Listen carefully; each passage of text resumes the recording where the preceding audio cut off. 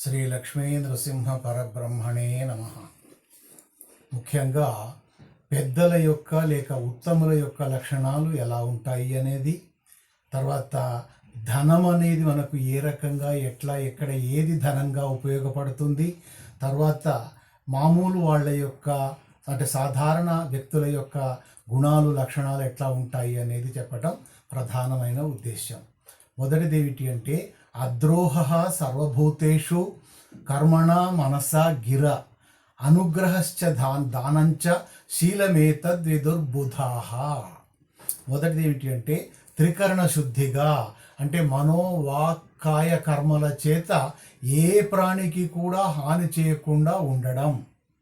రెండవది అందరి ఎడల దయగలిగి ఉండటం.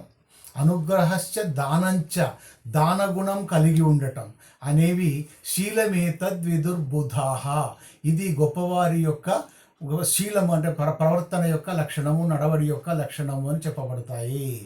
ఇక ఇంకొకటి విదేశేషు ధనం విద్య వ్యసనేషు ధనం మతి పరలోకే ధనం ధర్మ శీలం సర్వత్ర వై ధనం.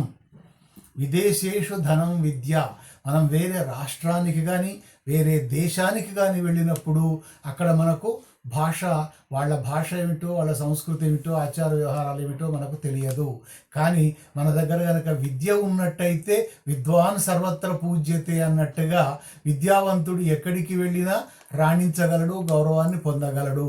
ఇక వ్యసనేషు ధనం మతి, ఏవైనా దురలవాట్లకు లోనైనామనుకోండి, అటువంటి అలవాట్ల సమయంలో మన బుద్ధి సరిగ్గా పనిచేసి అదే మనకు ధనం వలె మంచి మార్పును తెప్పిస్తుంది. ఇక పరలోకే ధనం ధర్మ, పరలోకానికి వెళ్ళినప్పుడు అక్కడ ఏమిటి ధనము అంటే మనం ఈ లోకంలో చేసుకున్నటువంటి ధర్మ కార్యాలు పుణ్యకార్యాలే మనకు అక్కడ ధనంగా ఉపయోగపడతాయి. కానీ శీలం సర్వత్ర వైధనం, మన నడవడి అనేది, మన ప్రవర్తన అనేది సర్వత్ర వైధనం, అంతటా ఎక్కడ చూసినా కూడా ఇది ధనంగా ఉపయోగపడుతుంది. అంటే సత్ప్రవర్తన కనుక మనం కలిగి ఉన్నట్టయితే ఎక్కడికి వెళ్ళినా ఎవరి చేతనైనా గౌరవింపబడతాము.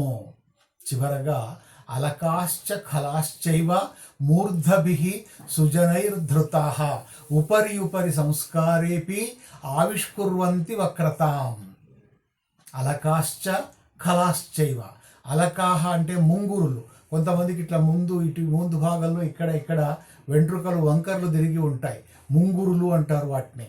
అలకాహ అంటే ముంగురులు, ఖలాశ్చైవ దుర్మార్గులైన వాళ్ళు లేక చెడ్డవాళ్ళు, మూర్ధభిః సుజనైర్ధృతాః ఇటు ఈ అలకలు నెత్తి మీదనే ఉంటాయి, అంటే ముంగురులు నెత్తి మీదనే ఉంటాయి.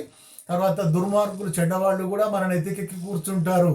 ఉపరి ఉపరి సంస్కారేపి, వాళ్ళను ఈ రెండింటిని కూడా మాటికి మనం బాగు చేద్దాము అని, అంటే చక్కగా దువ్వుకుందాము అని, ఆ ముంగురులు లేకుండా వంకరలు లేకుండా సవరిద్దాము అని, అలాగే మంచివాళ్లను చెడ్డవాళ్లను మంచివాళ్ళుగా మారుద్దాము అని మనం ఎంత ప్రయత్నం చేసినప్పటికీ ఆవిష్కుర్వంతి వక్రత, ఆ వంకర బుద్ధి అనేది, వంకరతనం అనేది పోదు. అంటే ముంగురులు ఎంత సవరించినా చక్కగా కావు, అలాగే దుర్మార్గులు కూడా చెడ్డవాళ్ళు కూడా మనం ఎంత ప్రయత్నం చేసినా కూడా వాళ్ళ బుద్ధి మారదు, మంచితనం అనేది రాదు. లోకాస్ సమస్తాస్ సుఖినో భవంతు.